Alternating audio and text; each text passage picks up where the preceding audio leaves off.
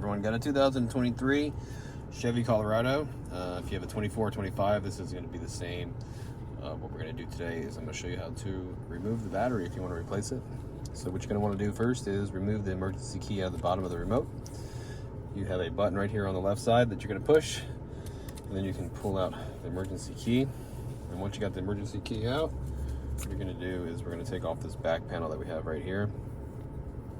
And the emergency key being removed gives us this access to this slot right here that we're going to stick the screwdriver in and twist it, okay, and it cracks it open. All right. Now when you pop this cover off, there is a green seal. It does go on the back of it. A lot of times these like to fall off. If yours falls off, just put it back on, just like this one is, okay? And then here's our battery here. Just use one of these slots right here. Pry it out. I'll show you what size the battery is. Battery size is going to be a CR2450. If you need one, there'll be a link in the description box for a new one. We're going to place it in the remote like this. It's going to go down into the bottom first, and then click back in. Again, if you need to see how the seal goes on, this is how it goes on.